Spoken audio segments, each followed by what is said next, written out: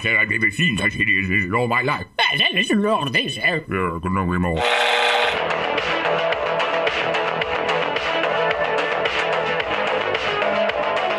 Like a furry torpedo to the jugular. This is Honey Badger Radio. Radio with bite.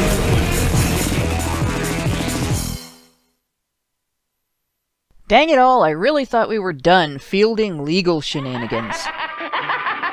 I guess nothing ought to surprise us by now.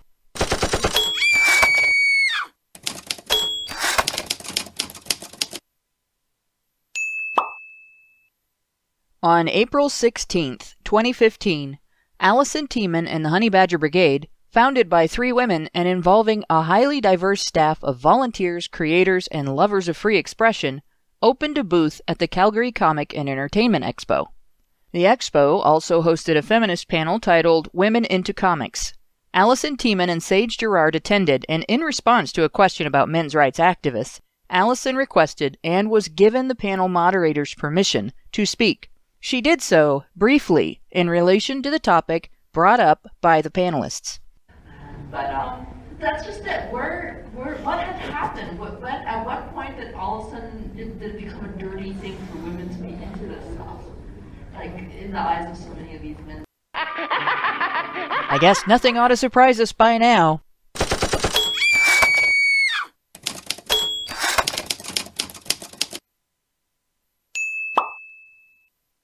On April 16th, 2015, Allison Tiemann and the Honey Badger Brigade, founded by 3 women and involving a highly diverse staff of volunteers, creators, and lovers of free expression, opened a booth at the Calgary Comic and Entertainment Expo. The expo also hosted a feminist panel titled Women into Comics. Allison Tiemann and Sage Gerard attended, and in response to a question about men's rights activists, Allison requested and was given the panel moderator's permission to speak.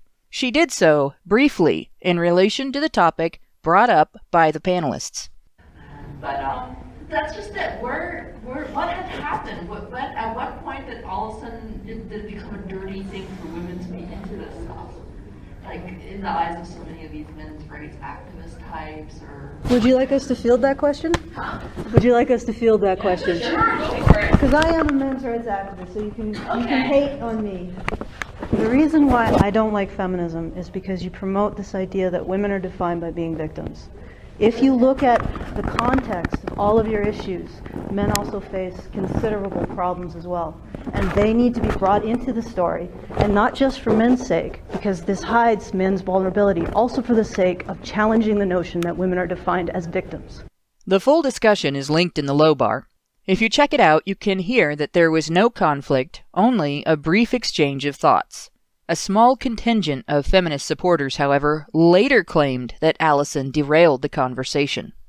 The next morning, the expo forcibly evicted Allison and the brigade, despite the group operating well within the rules of the expo and its policies of conduct. We were not given a chance to dispute the alleged complaints.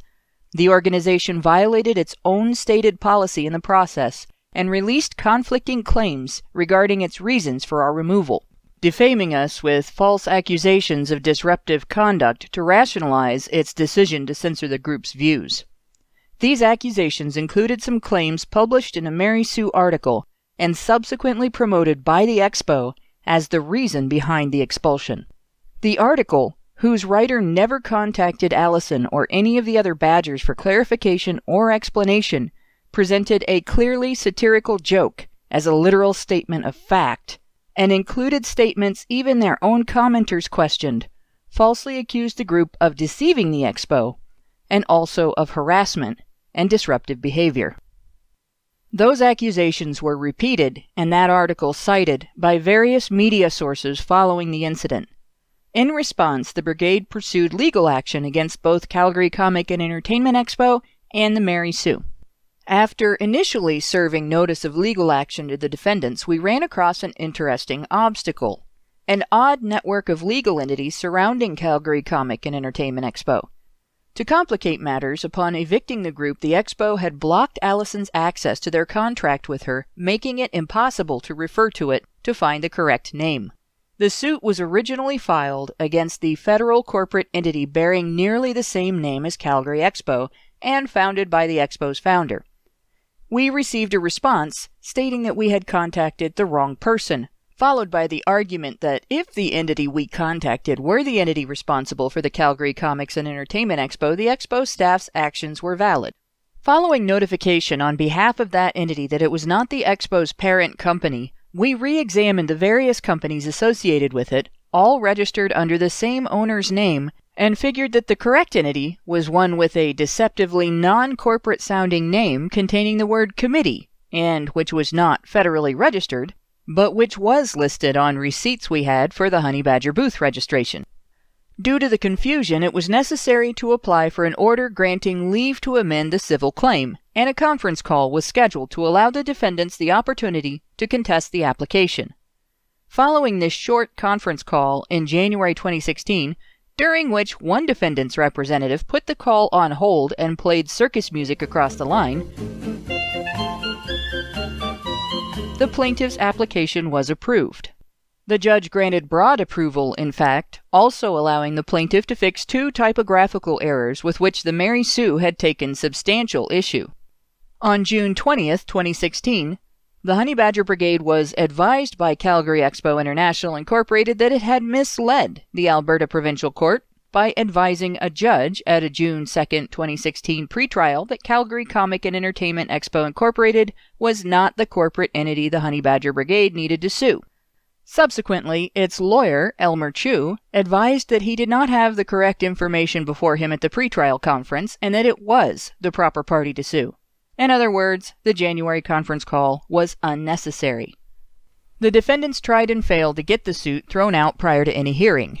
Then they took up the initial court date arguing for a summary dismissal, including in their arguments an extended rehashing of their complaints about typos and an attempt to blame the plaintiff for the defendant's deception of the court regarding the name issue.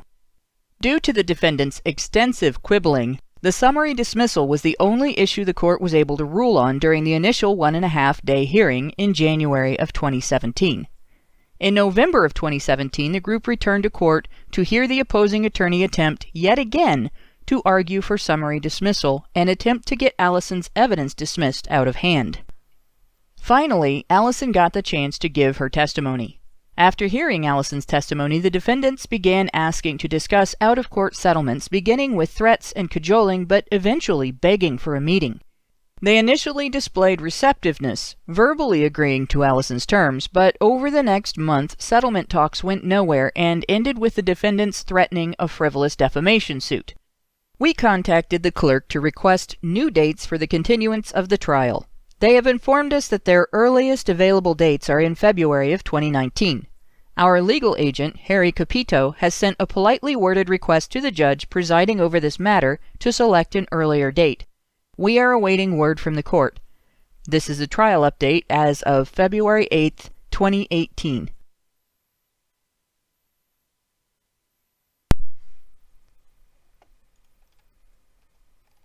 Hello and welcome to HBR Talk 24. Speaking of accountability, court stuff. A couple of reminders. If you want to join the chat on YouTube, please go to the Badger Livestreams channel. If YouTube is experiencing platform malfunction syndrome and it won't let you listen, we're also on Twitch and on Facebook. If you want to be sure you'll always be able to catch our live streams, even if YouTube decides to throw us in the gulag for wrongthink, or if you just want to catch our show in its audio format, remember to go to badgerfeed.com and register to receive notifications. Also, we do have a fundraiser up to get our witnesses back to the courtroom for one more round against our opponent's fancy-schmancy New York lawyer. You can find it at badgerfeed.com as the featured project. Our panel tonight consists of that adorable specter of death, Prim Reaper, and Woozle Slayer, Karen Strawn. So guys, do you swear to tell the truth, the whole truth, and nothing but the truth, so help you Bob? I'm actually not a follower of Bob, so I'll take a sworn affirmation. Oh, that's it. Out of the Discord. Out of the Discord. Rather than swearing upon Bob, I will swear upon my honor. That sounds good. Yeah. There we go. But everybody then, but our legal opponents will believe us. Yeah. Well, I mean, okay. So this we're like, this show is the update. The update. Okay. So I've been waiting to disclose a lot of these details, in terms of, and these are details that wouldn't even necessarily be known to people in the courtroom who were observing, but are known to me. And one of them is that it was just like a week, maybe 10 days before the trial was scheduled, I was served a notice to attend by Elmer Chu. And it said that essentially I was going to be called to testify for the defense, and I would be paid $100 per day, witness allowance fee, for the full 3 days of the trial, which totaled $100. And then they asked me if I wanted to pick up that $100 at their office, or if I wanted it sent to an address. So,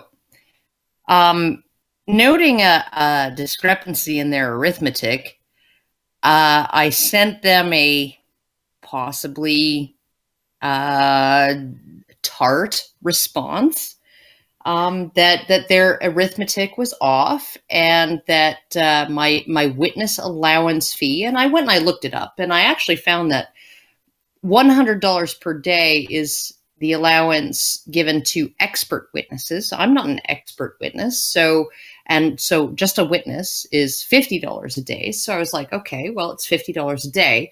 You still owe me more than $100 for the 3 days, but since I don't live in Calgary, you also owe me travel and accommodations and a reasonable amount for meals. And I looked up a sort of a schedule, right, of such fees and compensations that were applicable in, I think, 2015, something like that. And I essentially said, I will happily accept my $996.64 at my home address, and I gave it to them. And then I didn't hear back for like a week, and it was getting like, it was the Friday before the trial. I was going to drive out Sunday, be there for the Monday to do, I don't know, like just hang out and get settled and all of that. And then the trial was going to start on the Tuesday. So the Friday I bumped Elmer Chu's assistant, and I said, can you please advise as to whether you're sending me this almost $1,000 that you owe me, and in order to appear at this trial that you're demanding that I appear at. And then I got in my car on Sunday. I didn't hear back, and then I got in my car on Sunday, and I drove down to Calgary, and I got to Calgary, and then late in the afternoon on Sunday, I get an email not from Mr. Chu's legal assistant, but from Mr. Chu himself, on a Sunday, no less, in the late afternoon, saying, you're released from your requirement to testify on our behalf. And because I was really scathing about their stupidity in the whole thing, right? And then he said, you can return the funds we disperse to you at our office or whatever, or in person, and or mail them. And I said, okay, well, please let me know where the $0.00 you've given me needs to go. Do I need to hand it over in person at your office, or can I put it in a registered letter? Right. So I was being a real bitch, right? And because they hadn't released any funds to me at all. But so essentially, I think what happened there was they saw that I was on our witness list, and they were like, okay, well, she's on the plaintiff's witness list, so we don't need to pay her no $1,000 to attend this trial and get her on the stand. So yeah, like, fuck that shit. We'll release her. We don't owe her any money. And yeah, and then Harry asked me on Monday, is there anything that you could testify to that somebody else couldn't also testify to? And I was like, not really. And he said, well, I think I'd rather have you sitting at the plaintiff's table assisting me. So we'll just drop you from our witness list. And so I got to sit in the courtroom because I'm not the defense witness anymore, and I'm no longer a plaintiff's witness. I'm just an observer and an assistant to Harry, helping him identify what on the page is actually a URL. Oh, that was fucking hilarious. But so, and Chu was like really not pleased with that.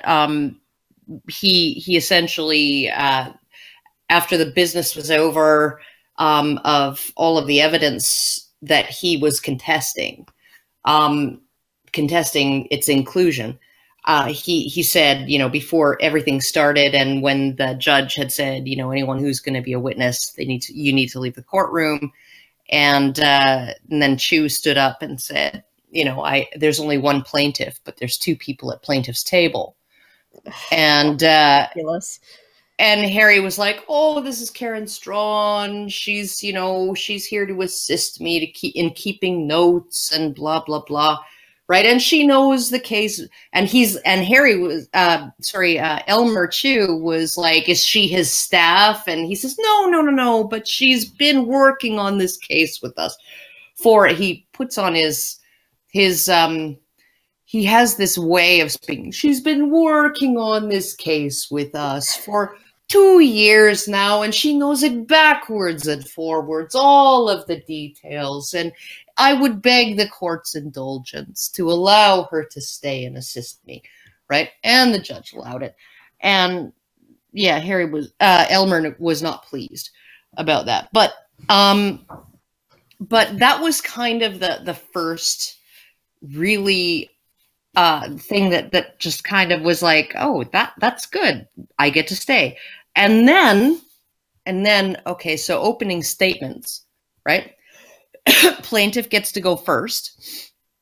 And Harry he gets up and he says, Your Honor, and I'm paraphrasing all of this from memory. Your Honor, I don't think I'm going to waive my opportunity to make an opening statement. You're familiar with the details of this case from the motion for summary dismissal that you heard in February of this year, or January, or whenever it was, right? And, you understand what the case is about, and I don't want to waste your time. Okay. That was the best line he could have possibly said. Yeah, you know why? Because of the other thing that Chu did that was a complete miscalculation. Because here's the thing. The morning of, when we arrived, the court clerks were losing their minds, right? They were absolutely losing their minds. They had no idea where to send people. Everything was completely fucked up because the motion for summary dismissal was heard by Judge Day. And he had given us an option of, we had half a day left way back in January. We had half a day left. You can start the trial now and continue with me in December, or you can go with a different judge in November for 3 consecutive days. And of course, it just made more sense logistically to go with those 3 consecutive days, because the only reason why we would start the trial and sort of have this big, long continuance interruption would be to get our out-of-town witnesses on the stand. And there's no way that you can put them on the stand before Allison testifies, because she has an entitlement to be in the courtroom, and she can't be sent out. And therefore, the judge would be able to make some inference that her subsequent testimony might have been tainted by listening to the other witnesses. So she had to testify first. Absolutely 100%. And so there was no point in starting back in January for that half day and then go another 2 days. No, 3 full days in front of a different judge. Fine, right? Okay, but the morning of the trial, and we were all under the impression this was gonna be heard in front of Judge Laura Burt.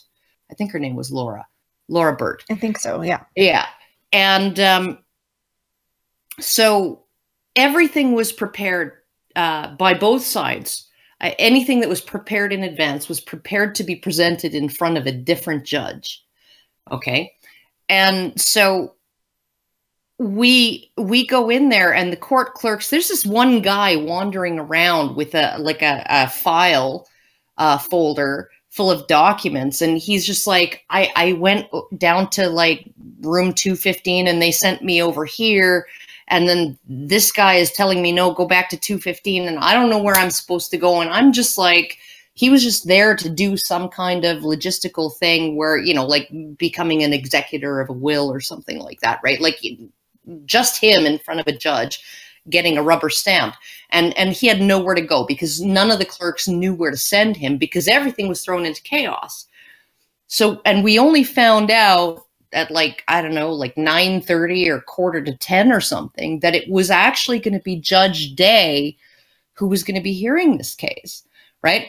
And we asked afterwards, like at the end of the day or maybe at the lunch break or something like that, we asked the clerk, did Judge Day actually request this? Like, is that why everything was up in arms, is because Judge Day traded dockets with Judge Burt so that he could actually be on this case? And he said, yeah, right? So Judge Day, so here's the thing. Chu's opening statements, which he had, you know, written down at least in point form or bullet points or whatever, right? On a piece of paper, right? They were prepared the night before, I'm guessing, to be presented to Judge Burt. And the first thing that he opens with is, okay, he opened with the, oh, you know, the Calgary Expo is a family affair, and won't someone think of the children? You know, they're exposed to all of these horrible, awful, really bad, no good people, right? Okay, he opened with that. But then he moved immediately on into reiterating every single argument he made in his motion for summary dismissal. Okay, and then the judge, okay, you can see him getting more and more annoyed as Chu is rattling off all the same arguments. And then the judge says, are we actually going to rehash all of this stuff that I've already ruled on? Okay. That was so fantastic. Okay, but here's the thing. Here's the thing. It would be one thing. It would be one level of impertinence to actually do that if Chu had prepared those statements for Judge Day. But what Chu had prepared his statements for was Judge Burt. So he had prepared his statements essentially to ask a different judge to overrule Judge Day's rulings, right? And you could just see that Judge Day saw this. And the moment that, like, I'm describing this to my 15-year-old, right? And I said, but think of it. Chu prepared those arguments, those opening statements, to be presented in front of Judge Burt. And Sam thought about it for like 5 seconds and went, oh, fuck, no, he didn't. Right? Like, he just immediately understood all the implications, right? But somehow Chu was completely oblivious to it. So Judge Day kind of gives him a spanking, right? Says, you know, are we going to rehash all the things that I've already ruled on? Because, you know, I'm really not interested in that, right? And then Chu says, if I could beg the court's indulgence, okay, because he's already pissed off the judge. So he's like, okay, I think I could piss off the judge some more. He says, if I could beg the court's indulgence, if my client, Mr. Icebrook, could add some of his own statements to the opening statements, if he could have a few words, if he could speak a few words as part of the opening statements. Oh, he's come such a long way. He's come all the way from New York. right? Okay, and it's just such a shame that he even has to be here. Could you please, if it please the court, allow him, take a break from procedure and protocol and indulge my client in this way? Okay, so then the judge, he says, he directly addresses Icebrook, who's sitting at the defense table. At this point, he's sitting there with Henkelman and Chu. Okay, so he directly addresses Icebrook, and he says, Mr. Icebrook, and then he says Icebrook, and then they go back and forth over the pronunciation of the name a little bit, and it's like the judge is kind of, it's almost like kind of an ice-breaking thing, right? Between, like setting the guy off of his guard and all of this, and then they hash out the pronunciation and the spelling of the name, and then the judge says, well, I know you're from the United States, and I know they do things differently down there. I watch TV too. But in Canada, it's customary to stand when addressing the court. So right to his feet, Icebrook shoots, right? And then the judge says, Mr. Icebrook, in what capacity are you attending my court today? And he says, I'm a representative of the client, Mary Sue. And the judge says, so you're here as the client? And he's like, yeah. Not as counsel. And he's like, yeah. And he says, so what are you asking me here? In what capacity are you wanting to attend this trial? I mean, are you going to want to cross-examine witnesses? Exactly what's your role here? Yeah, we don't allow people to wear two hats in Alberta. Oh no, two pairs of pants. Oh, is that what he said? Oh, are you trying to wear two pairs of pants in my courtroom? and then he says, you're here as the client, Mr. Icebrook. You have counsel. It's your counsel's job to address the court on your behalf. You may be seated, sir. Or no, he said, take your seat, sir. And bam, down Icebrook goes. So it's like they got off on so much the wrong foot with this judge. Like I could not have, if I was trying to write a piece of fiction where I was determined to portray one side as incompetent with no common sense or judgment whatsoever, no ability to assess their own situation, no self-awareness whatsoever, right? I could not have, I mean, this, like, there's a difference between fiction and reality. Fiction has to make sense. None of what Chu did in those opening statements made sense.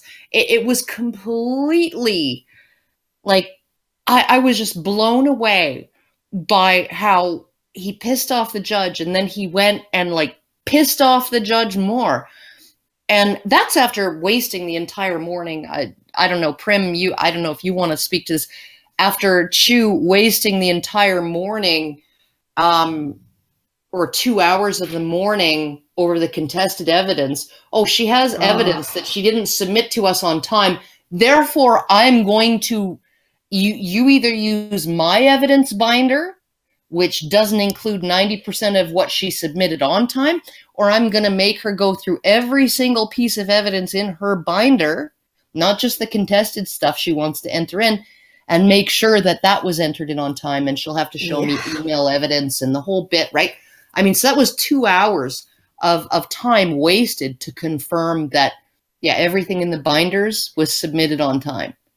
Well, the thing that I really wanted to comment on it, because it was that first day that they went over the evidence, but one of the first things that happened in the morning, and Allison's already spoken to this, so I assume that it's fair game. She said it in her own video.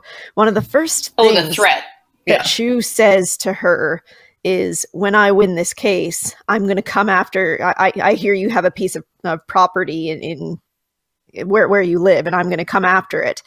And then it was just awful. And she's clearly upset by this statement. It was just a really unkind thing to say, obviously trying to stir her up.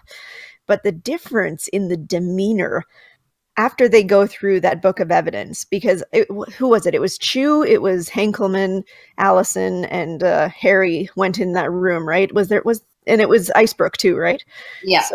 So everybody was in that room, and then when they came out of that room, oh my goodness! Oh, it was completely different. Well, Henkelman looked like his soul had been sucked out through his nostrils. I'm just looking at, you know, like his threat, and Harry was completely unfazed by that. Allison was deeply upset. She was like, "They're going to come after the Badger Cave. They're going to take the Badger Cave away." And like, we had to wait until Chu went away, right, in order to explain to her it's just money, right? They aren't going to hold ownership of some building in buttfuck Saskatchewan, right? Okay, they just know that you have $25,000 worth of equity in your name in that building that they can actually come after, and the judge would actually be able to say, if he ruled in their favor and awarded them costs, that yes, she's capable of paying $25,000, right? That's all it is. It's just money. They're not going to take the Badger Cave. You're not going to lose nothing.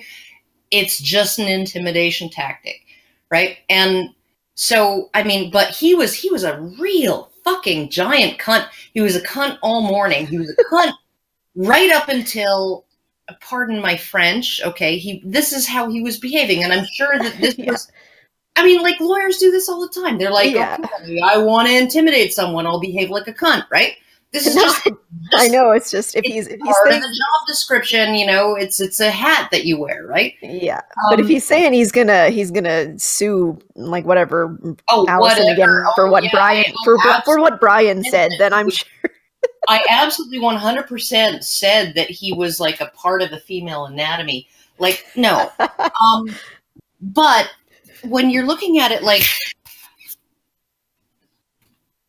it was after lunch, I think, by the time we really got started. It was. Yeah. Yeah.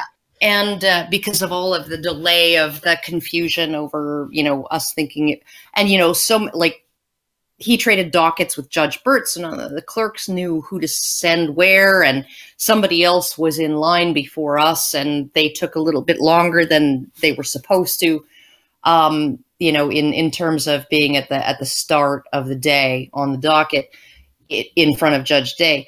So, I mean, and it was like our trial was being heard by Judge Day in Judge Burt's courtroom, along with Judge Burt's other cases, and everybody who was supposed to be heard by Judge Day in Judge Day's courtroom was being heard by Judge Burt in Judge Day's courtroom. It was very, very confusing.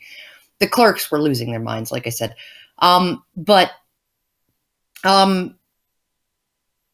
So Allison began giving testimony, and I mean, some of the stuff that, like, some of the things that she brought up, you know, and she gave like a day and a half, essentially a day and a half of testimony. And that's just on direct testimony, and it was not finished, right? And she had that binder so meticulously organized. It was like she's a forensic anthropologist, right? Looking into this, and just every single piece of evidence followed from the next and built the case piece by piece, right? None of it was out of sequence.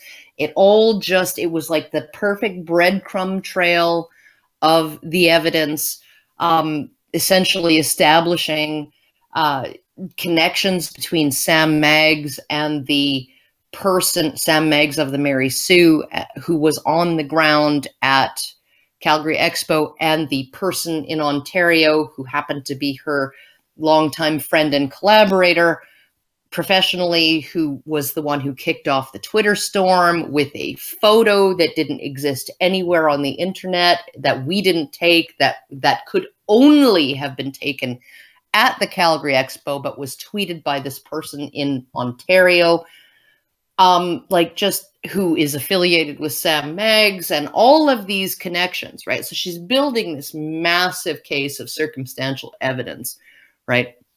I honestly think that if this case was to a beyond a reasonable doubt standard, we'd have a reasonable chance of winning. But it's not to a reasonable doubt. It's actually to a preponderance of evidence. And we have so much evidence, and she's just laying it all out, and she's just laying it all fucking out.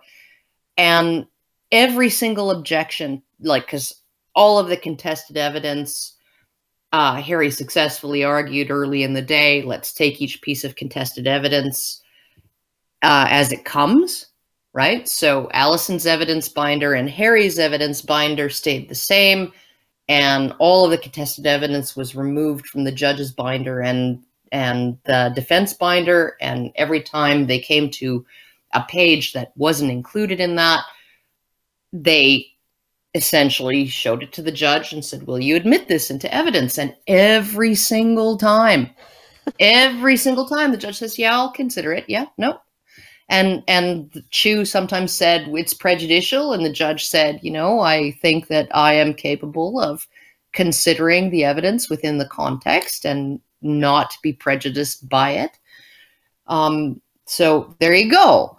Right. So it was win all the way down, the way down. There was one part of the whole thing that was absolutely my favorite, though.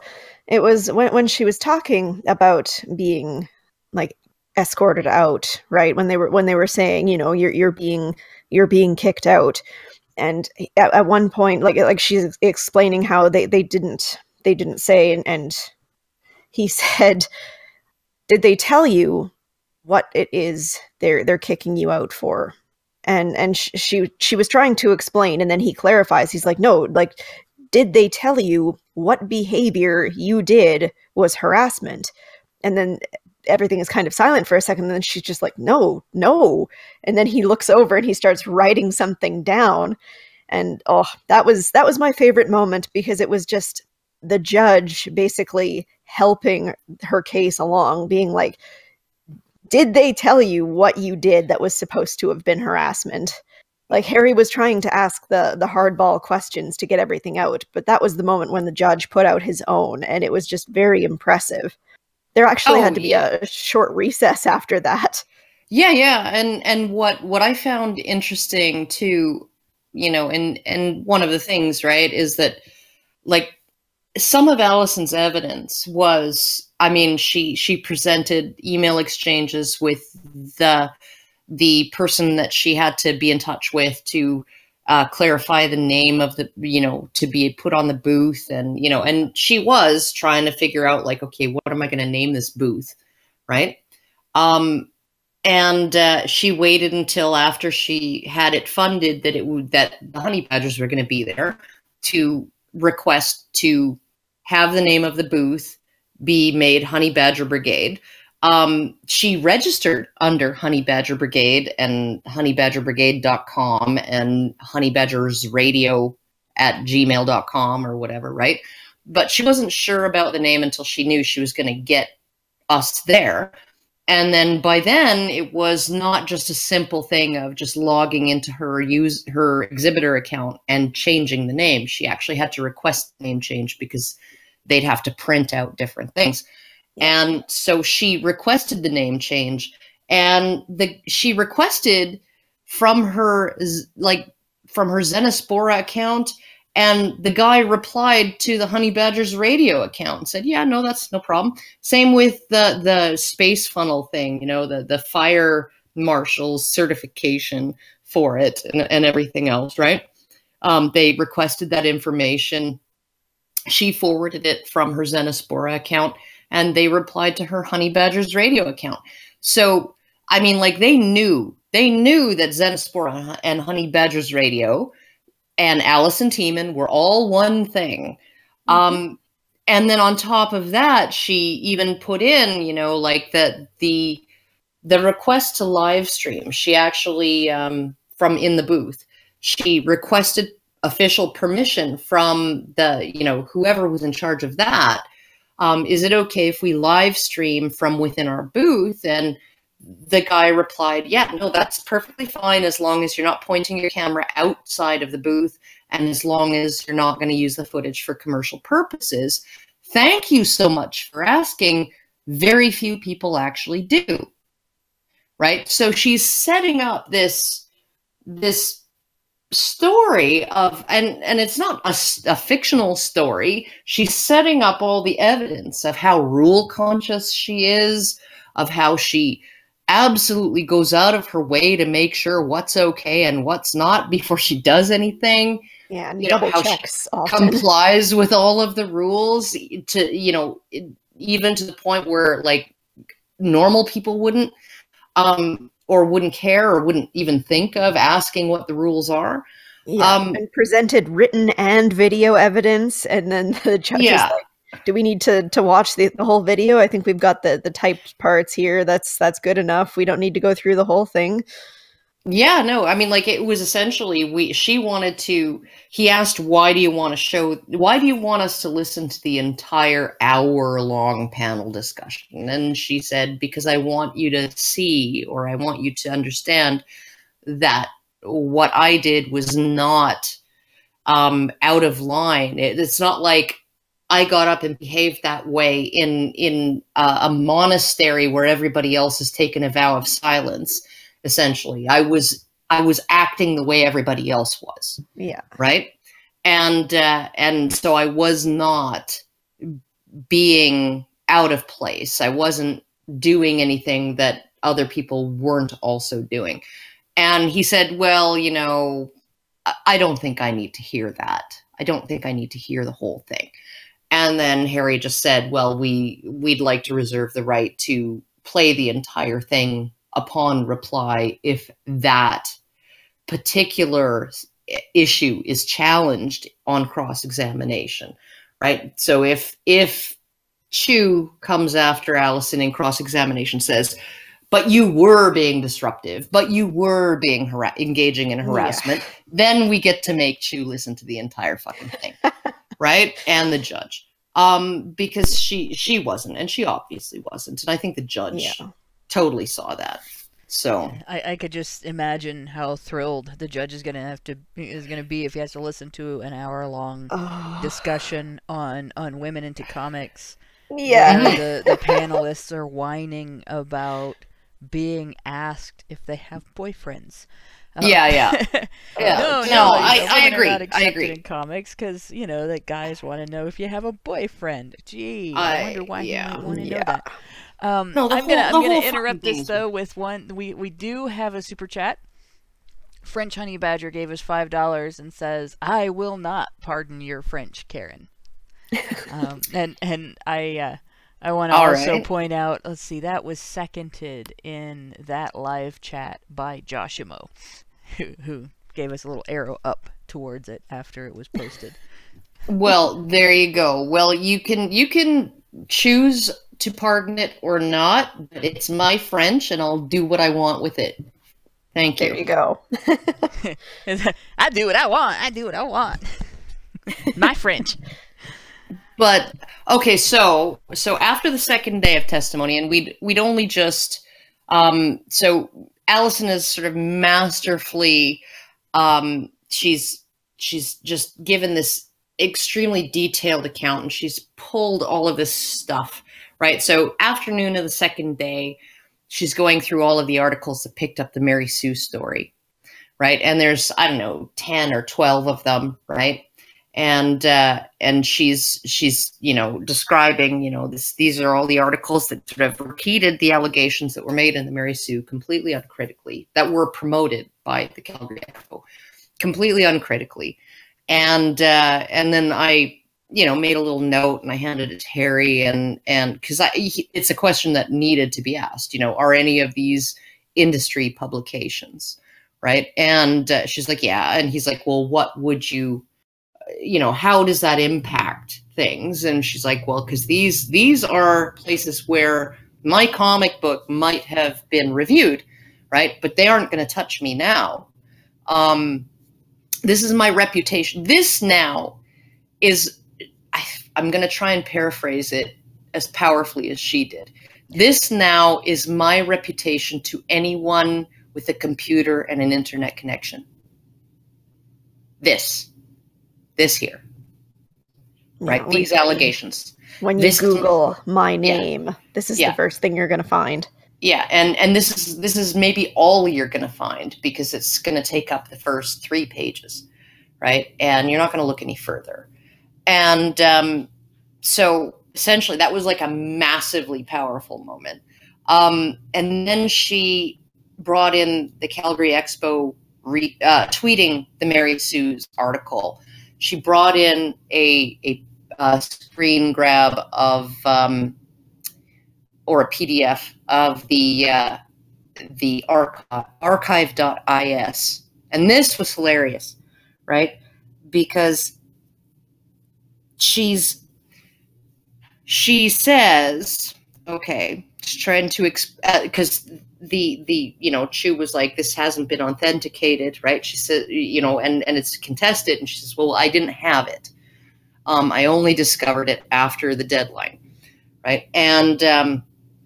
And the judge was like, well, explain why it's relevant and what it actually says. And it describes how archive.is works, and that every time you feed the URL, right? She says, if you look at that URL and you feed that in to that website, and then Harry's like, URL, I don't know what that is, right?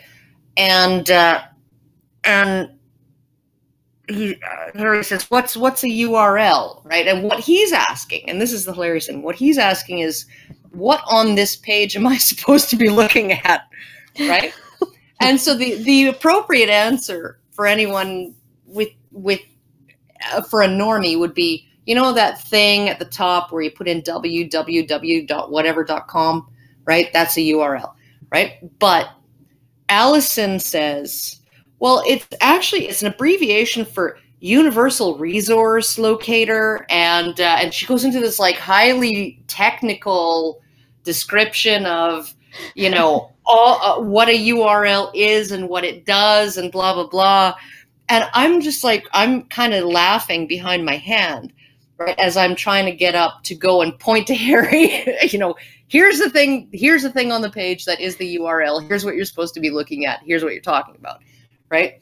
So I'm trying to bypass this bizarre, issue of counsel and witness speaking 2 completely different fucking languages.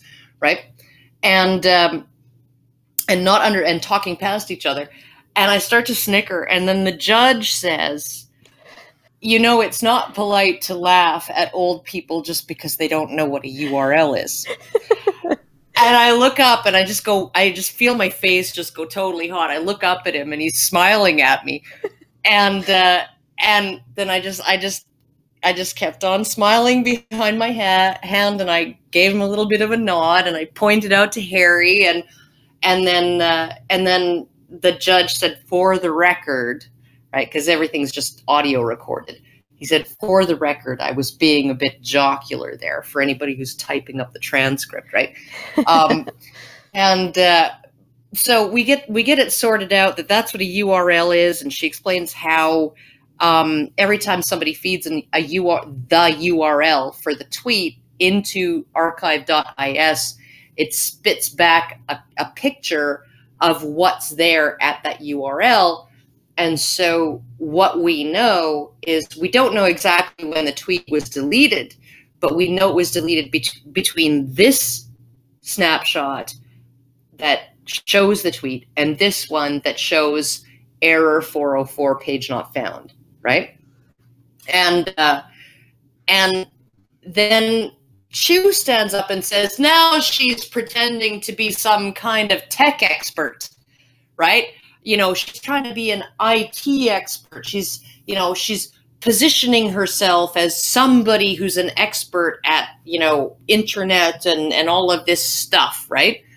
And so then Harry asks her to explain how long she's been on the internet. And she's like, 12 years or something like that, right? And then she says, well, no, that's not right, because it wasn't the internet back then. It was actually like a HTML or no, because the HTML protocol hadn't actually been, developed yet, and so it was all blah blah blah blah blah. She's describing like Usenet and the ARPANET and all of this other shit, right?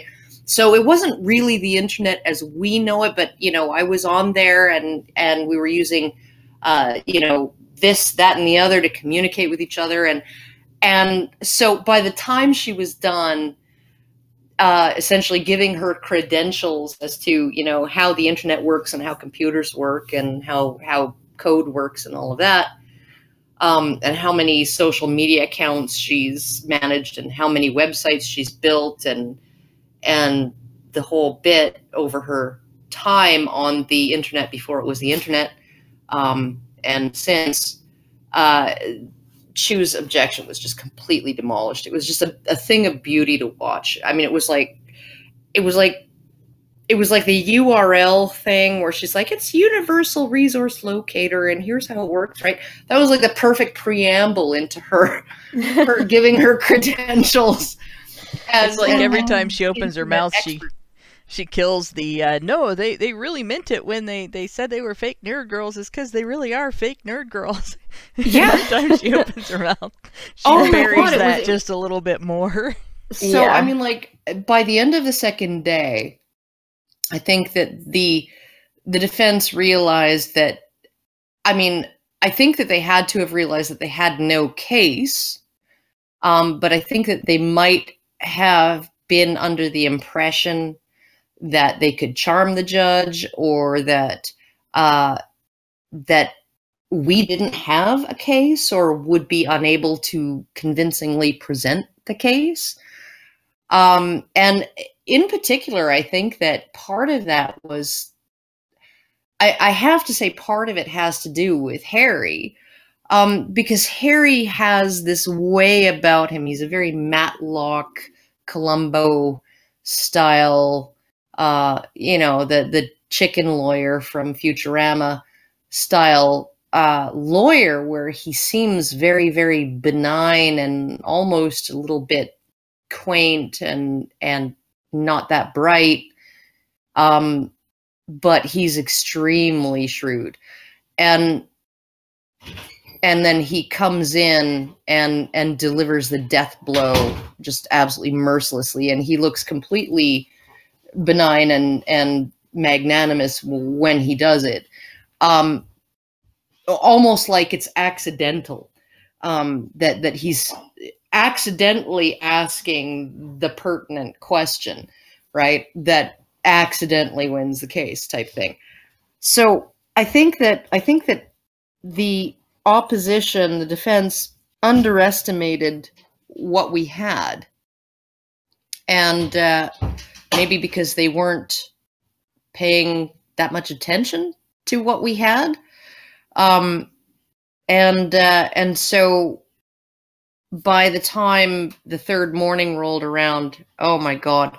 But one of the interesting things that happened, and we're not privy to what happened within this, but just after lunch on the second day, Judge Day said, I was just having lunch with a judge from Edmonton who's in town for a few days, and he's the second most senior judge in Alberta, and I was discussing this case because it's an extremely rare case, injurious falsehood is just not a commonly used tort, mainly because there's very, very meager sums of money involved, and it's very difficult to demonstrate. And by the time you've spent the money to demonstrate it, you've essentially spent more than you'd get. So it's very, very rarely used. Few judges have ever heard a case. That's why he actually took the case from Judge Burt, was because she'd never adjudicated an injurious falsehood case, and he had to do a whole bunch of reading in order to even rule on the summary dismissal motion. So essentially, he was acquainted with the details of the case, and he was also acquainted with the nature of injurious falsehood as a tort, and she was not. So she was like, yeah, no, I'm happy to offload this bullshit onto you. But he essentially had this judge, Judge, what was his name? Shurik, had offered, without prejudice and in private, to essentially sit down with the parties in a case conference setting and see if he couldn't help them in hashing out some kind of settlement. And so, of course, we agreed to that, and Chu agreed to that, and Allison and Harry and Chu and his clients went and sat down with Judge Shurik for, 2 hours or something like that at the end of day 2 to try and mediate some kind of settlement. And I don't know, I'm gonna let Prim describe what happened when the doors opened and people started filing out of the courtroom, and it was already like 6:30 or something like that. The security guards were there in the hallway God. because the courthouse had closed, and they're just like, yeah, we have to be here until you guys get the fuck out, because it's like, yeah. Well, all of a ahead. sudden, we see in the corner of the hallway, Allison and Icebrook had kind of snuck off together and were talking with each other, and we're all just kind of like, should that be happening? That maybe doesn't seem like the best thing to be happening. I know Jonathan was like, what are they doing over there? And then Karen at one point eventually just walked straight over to the security guards and was like, hey, can you go over and split those two up? Can you just like make up some excuse that we have to shut down the hallways now to get them apart? Because this is not okay. They shouldn't be talking alone. Harry should be at least with her. Yeah, so we finally got them separated, and that was a really interesting thing. And it was actually really interesting even what happened before that, because I was totally curious to see what was going to happen with this second judge. I thought that would have been a really interesting thing to see, but it seemed like Chu was really not okay about that. He's like, no, like this should be left to only the people involved in the case. The clerk even looked me dead in the eye and said, you can come in if you want to. And I should have, because I should have just said, no, the clerk said it's okay. I'm going to listen to him, thanks. But no, I didn't. Well, in the end. Well, what I think, and I think it's probably best that we weren't there, because there's some things that we might want to divulge that, we can't, because it is privileged what happened in there, in terms of, or at least in terms of, the parties or representatives of the parties divulging any That's of fair. that. But I will say that Allison shot out of the courtroom. Icebrook was running at her heels. They ended up down at the end of the hall. She was obviously kind of yelling at him. And Chu and Henkelman went in the exact opposite direction toward the elevators, and they were standing there waiting. And waiting and waiting. And then the one security guard got relieved by two security guards. The one female security guard got relieved by two male security guards. And I asked them, yeah, go break them up. Like, if you don't, we're never going to leave. I'm not going near them. I'm not getting in between them, because that's just not something I'm prepared to do. No. Right. And so, but they'll listen to you. Right. And so they went and they did that. And as Icebrook and Allison were walking back towards us and then past us toward the elevator, Icebrook was saying, let's get together at 8 tomorrow morning and discuss it. Yeah. And she's like, yeah, okay. And off we all go. And then that night, Allison had this massive kind of epiphany regarding whether she really needs to, regarding just costs, benefits, and risks, right? And the fact that really the party with the most to lose here is not her. Right. So she had this epiphany that night. And so in the morning, she didn't show up at 8 o'clock. And, who showed up was Excalibur,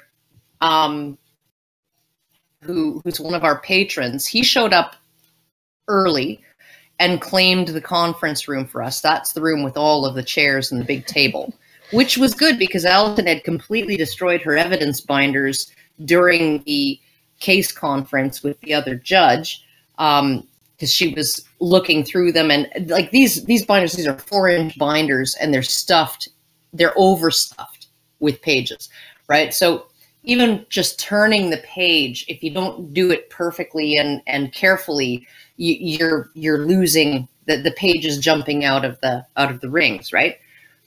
And so she completely mangled her evidence binders, and so we get there at 9 o'clock, or just before 9, and she's at the table in the conference room, and she's so slamming things around. Morning. Oh, she was so fucking like bitchy, right?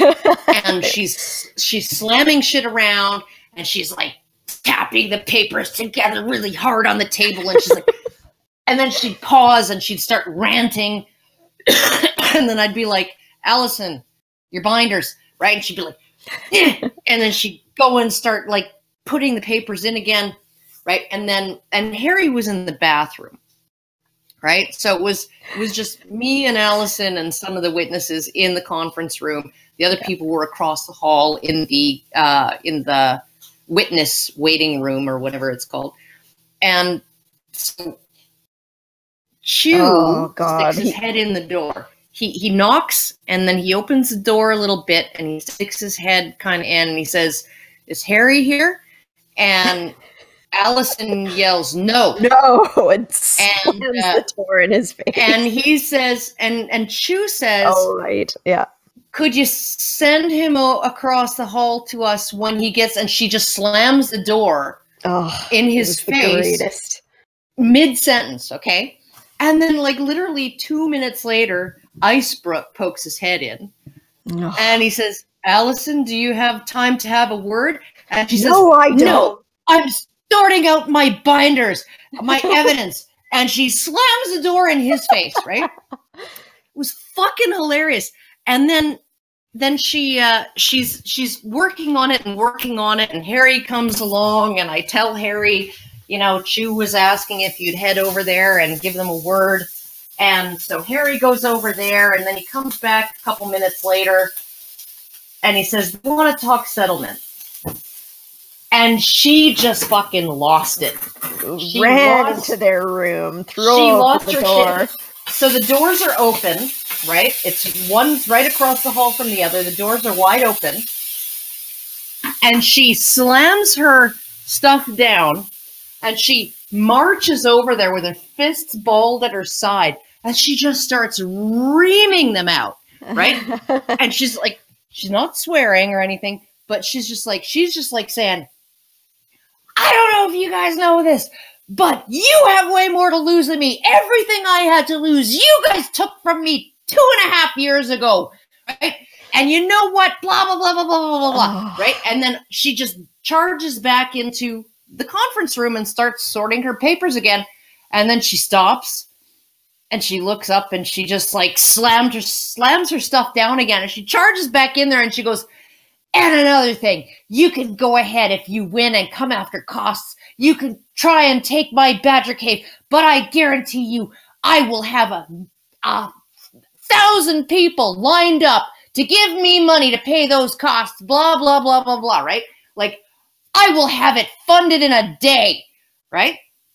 And they were just like, holy fuck, right? I don't know what to do with this shit, right? And the whole time, Hankelman, I think it was basically when she said, "Everything you took from me, everything you could take from me, you took from me 2.5 years ago." Hankelman starts apologizing. He's like, "I'm so sorry. I'm so sorry. I'm so sorry." Right? And then it was like this weird thing, because after she calmed down and she went back in and she started talking to them, Hankelman was actually being somewhat reasonable, and Icebrook was being he was not going to budge on a single fucking thing. It was like not a single fucking thing. And I went in there, And because Allison was getting really, really annoyed by Icebrook not budging on anything. And I just put my hand on her shoulder and I said, you do realize that we could settle with Calgary Expo and continue the litigation against the Mary Sue all by themselves. And then I just watched as Icebrook's balls just like shriveled up and tried to crawl back up inside his body. And all of a sudden he's like, oh, no. Right? And we can't discuss any of the terms, but the attitude completely changed when, and Allison said, can we do that? And Chu, being an officer of the court, acting in his official capacity, had to actually come out and say, yeah, you can, right? Just because they have the same lawyer doesn't mean they aren't two separate clients. So yeah, it was, but things have stalled. Like it's almost like they just have a very short attention span, or maybe like I think that it was a time wasting endeavor, but this trial was going to take another 3 days regardless of what happened. Yeah. Right? Even if we had done the entire third day had not been essentially wasted in trying to negotiate a settlement, that isn't going to happen. You're still looking at, like, because of the complexity of things, you're still looking at least 3 more days. It was still going to go to an additional several days of trial, right? So I don't know why. I don't know why they thought it would be a good idea. If that's what they were trying to do, is waste our time. It really didn't amount to much. So I don't know. Maybe they thought you'd run out of money or something. It's really hard to tell. Well, because of all of the other mistakes that you described and everything. Yeah, they may really think that what they tried to latch onto as a reason to continue litigation is actually going to be of some value to them. They may really think that they can walk into court with that and actually override all of the evidence and all of the ways in which they have made the judge really unsympathetic to them, and all of the history of this case with, one tweet that was up for a couple of seconds was made a mistaken assessment of what it meant that we were conciliatory and agreeable in the settlement room to whatever terms Allison had laid out, and it was like, when I heard we were going back and that was the reason, I'm like, these guys are idiots. They cannot possibly actually think that's gonna work. But it's not the reason. They could think that's gonna work. They could think it's gonna work, but that's not the reason we're going back to court. The reason we're going back to court is that they won't give us what we want. Right, but they're using that as their excuse, which is really dumb because it's not going to get them anywhere. Actually, they're not. They're not using it as their excuse to go back to court. They're actually trying to use it as leverage to force us to settle for terms that are not amenable to us. No. That's what I'm saying. They're using that as their excuse to not agree to what they had verbally agreed to in the conference room. Here's the thing, Hannah.